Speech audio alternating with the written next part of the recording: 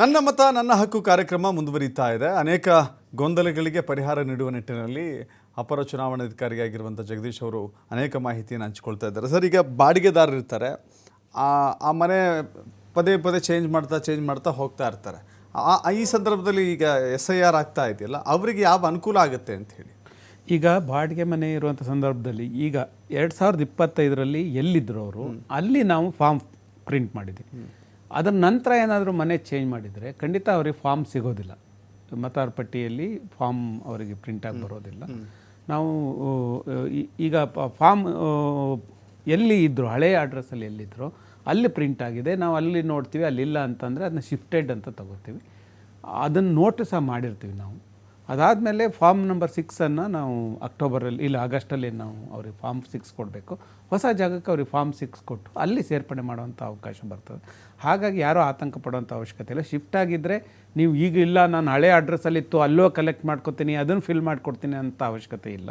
ನಿಮ್ಮ ಹೊಸ ಅಡ್ರೆಸ್ಸಲ್ಲೇ ನಿಮ್ಮ ಮತದಾರ ಪಟ್ಟಿಗೆ ಇದೇ ಮತದಾರ ಪಟ್ಟಿಗೆ ಸೇರ್ಪಡೆ ಮಾಡಲಿಕ್ಕೆ ಅವಕಾಶ ಇರ್ತದೆ. ಫಾರ್ಮ್ ನಂಬರ್ 6 ಫಿಲ್ ಮಾಡಿಕೊಡ್ಬೋದು. ಅದಕ್ಕಾಗಿ ಯಾರೂ ಆತಂಕ ಪಡುವಂಥ ಅವಶ್ಯಕತೆ. ವಿದ್ಯಾರ್ಥಿಗಳು ಸರ್, ಈಗ ಒಂದು ಕಾಲೇಜಲ್ಲಿ ಓದ್ತಾ ಇರ್ತಾರೆ, ಅಲ್ಲಿ ಬೇರೆ ಅಡ್ರೆಸ್ ಇರುತ್ತೆ, ಮತ್ತು ಯಾವುದೋ ಕಾಲೇಜ್ಗೆ ಹೋಗ್ತಾರೆ.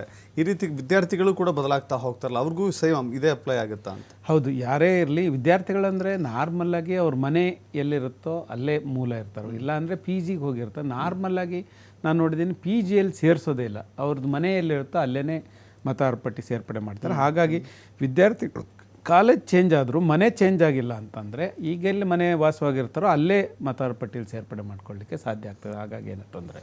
ಈ BLAಗಳನ್ನು ಒಂದು ಪಕ್ಷದಲ್ಲಿ BLAಗಳಿಗೆ ಪ್ರಾತಿನಿಧ್ಯ ಕೊಡ್ತಾರೆ, ಇನ್ನೊಂದು ಪಕ್ಷದ BLAಗಳಿಗೆ ಪ್ರಾತಿನಿಧ್ಯ ಕೊಡೋದಿಲ್ಲ, ಇನ್ಫಾರ್ಮೇಷನ್ ಕೊಡೋದಿಲ್ಲ.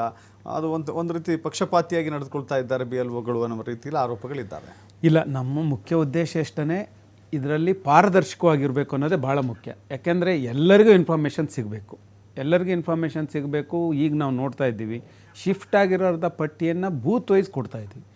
ಇಂತಿಂಥ ಜನ ಶಿಫ್ಟ್ ಆಗಿದ್ದಾರೆ, ನಾವು ಹೋದಾಗ ಸಿಕ್ಕಿಲ್ಲ, ನೀವು ಪಟ್ಟಿ ತಗೊಳ್ಳಿ, ನೀವು ಒಂದ್ಸರಿ ನೋಡಿ, ಯಾರಾದರೂ ಇದ್ದರೆ ನಾವು ಅದನ್ನು ಸೇರ್ಪಡೆ ಮಾಡ್ಕೊಳ್ಳಿಕ್ಕೆ ರೆಡಿ ಇದ್ದೀವಿ.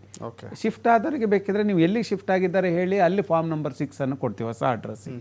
ಹಾಗಾಗಿ ನಾವು ಪ್ರತಿ ದಿವಸ ಎಷ್ಟು ಫಾರ್ಮನ್ನು ಕಲೆಕ್ಟ್ ಮಾಡಿದ್ದೀವಿ, ಎಷ್ಟು ಫಾರ್ಮ್ ಕೊಟ್ಟಿದ್ದೀವಿ, ಇದನ್ನು ಪ್ರತಿ ದಿವಸ ರಾಜಕೀಯ ಪಕ್ಷದವರಿಗೆ ಕೊಡ್ತೀವಿ. ಎಲ್ಲ ಮಾನ್ಯತೆ ಪಡೆದ ರಾಜಕೀಯ ಪಕ್ಷದವರಿಗೆ ಕೊಡ್ತಾ ಇದ್ದೀವಿ.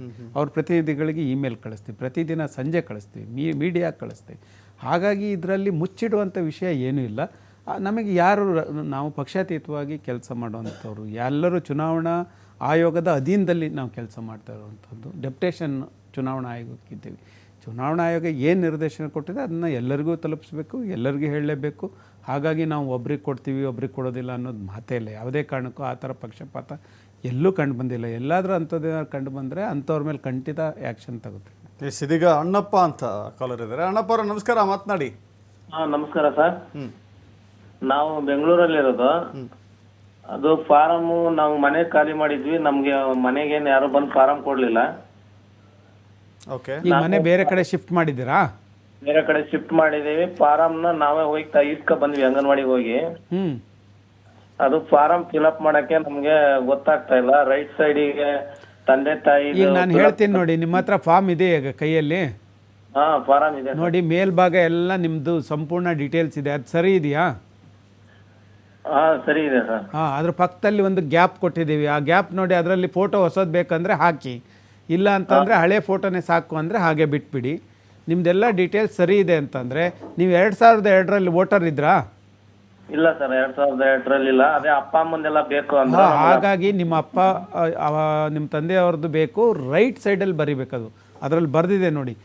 ಲೆಫ್ಟ್ ಸೈಡಲ್ಲಿ ಇದ್ದರೆ ನಿಮ್ದಿದ್ರೆ ಲೆಫ್ಟ್ ಸೈಡಲ್ಲಿ ಬರಿಬೇಕು, ನಿಮ್ಮ ಫಾದರ್ದಿದ್ದರೆ ರೈಟ್ ಸೈಡಲ್ಲಿ ಬರೀಬೇಕು. ಹಾಗಾಗಿ ನಿಮ್ಮದು 2002ರಲ್ಲಿ ಇರಲಿಲ್ಲ ಅಂದರೆ ನಿಮ್ಮ ಫಾದರ್ ಡೀಟೇಲ್ಸ್ ಬರೆದ್ರೆ ಸಾಕು, ಬೇರೆ ಮತ್ತೆ ಫಿಲ್ ಮಾಡೋಂಥ ಅವಶ್ಯಕತೆ ಇಲ್ಲ.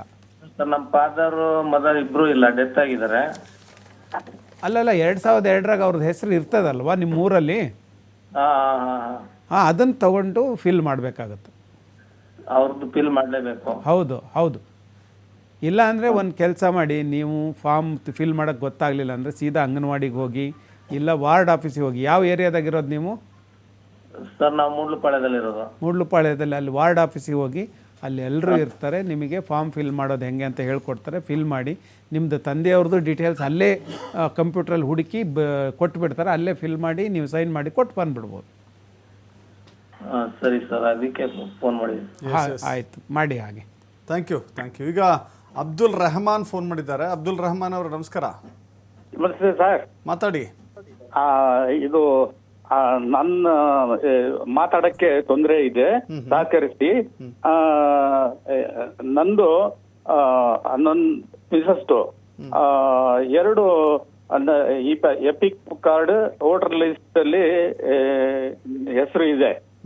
ನನ್ನ ವೈಫ್ ಅಲ್ಲಿ ತಂದೆ ಅವರ ಹೆಸರ ಬದಲಿ ಗಂಡ ಹಸ್ಬೆಂಡ್ ನೇಮ್ ಇದೆ. ನಾನು ಯಾವ ತರ ಬರಬೇಕು? ಈಗ ಮಗಳದು ತಂದೆ ಹೆಸರು ಅಣ್ಣಂದು ಬಂದಿದೆ. ಈಗ ಇಷ್ಟೇ ಮಾಡಿ, ನಿಮ್ಮದು 2002ರಲ್ಲಿ ವೋಟರ್ ಇದ್ರಾ ನೀವು? ಹೌದು. ಹಾಂ, ಹಾಗಿದ್ರೆ ನಿಮ್ಮದು ಲೆಫ್ಟ್ ಸೈಡಲ್ಲಿ ಬರೀರಿ. ನಿಮ್ಮ ಫಾರ್ಮಲ್ಲಿ ಲೆಫ್ಟ್ ಸೈಡಲ್ಲಿ ನಿಮ್ಮದು 2002ರಲ್ಲಿ ಏನು ಡೀಟೇಲ್ಸ್ ಇದೆ ಅದನ್ನು ಬರೀರಿ. ಅದನ್ನು ಕೆಳಗಡೆ ಸೈನ್ ಮಾಡಿಕೊಡಿ, ಅದನ್ನು ತಗೋತಾರೆ.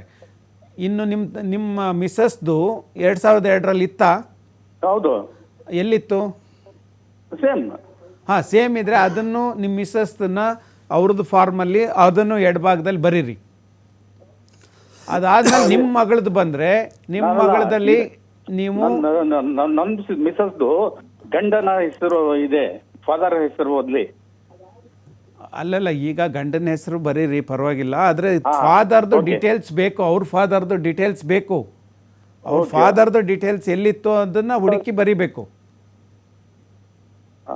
ಅವ್ರ ಫಾದರ್ ಎಲ್ಲಿ ವೋಟರ್ ಆಗಿದ್ರು 2002ರಲ್ಲಿ? ಮೊಳಕಾಲ್ಮೂರಲ್ಲಿದ್ರಾ? ಅವ್ರ ಡೀಟೇಲ್ಸ್ ತಗೊಂಡು ಬರೀರಿ. ಇಲ್ಲ ಒಂದು ಕೇಳಿಸ್ಕೊಳ್ಳಿ, 2002ರಲ್ಲಿ ನಿಮ್ಮ ಮಿಸ್ಸಸ್ಸು ಸಹ ವೋಟರ್ ಆಗಿದ್ರೆ, ಎಲ್ಲಿ ವೋಟರ್ ಆಗಿದ್ರು? ಅವ್ರು ಬೆಂಗಳೂರಲ್ಲೇ ಆಗಿದ್ರಾ? ಹಾಂ, ಬೆಂಗಳೂರಲ್ಲಿ ವೋಟರ್ ಆಗಿದ್ರೆ ಅವ್ರದ್ದು ಡೀಟೇಲ್ಸ್ನ ಎಡಭಾಗದಲ್ಲಿ ಬರೀರಿ. ಆಮೇಲೆ ನಿಮ್ಮ ಮಗಳ ವಿಷಯಕ್ಕೆ ಬಂದರೆ, ನಿಮ್ಮ ಮಗಳು 2002ರಲ್ಲಿ ವೋಟರ್ ಇರಲಿಲ್ಲ, ಹಾಗಾಗಿ ಬಲಭಾಗದಲ್ಲಿ ನಿಮ್ಮದು ಡೀಟೇಲ್ಸ್ ಬರೀರಿ. ಇದು ತಂದೆ ಹೆಸರಲ್ಲಿ ಅಣ್ಣನ ಹೆಸರು ಬಂದಿದೆ, ನನ್ನ ಮಗನ ಹೆಸರು ಬಂದಿದೆ. ಅದನ್ನು ಚೇಂಜ್ ಮಾಡಿ, ನಿಮ್ಮ ಹೆಸರು ಬರೀರಿ. Okay okay. ಹಾಂ, ಚೇಂಜ್ ಮಾಡಿ ಸೈನ್ ಮಾಡಿ ಕೊಡಿ, ಅದನ್ನು ಚೇಂಜ್ ಮಾಡ್ತೀವಿ ನಾವು. Okay okay. Yes, thank you Abdul Rehman ಅವರೇ ಮಾತನಾಡಿದ್ದಕ್ಕೆ.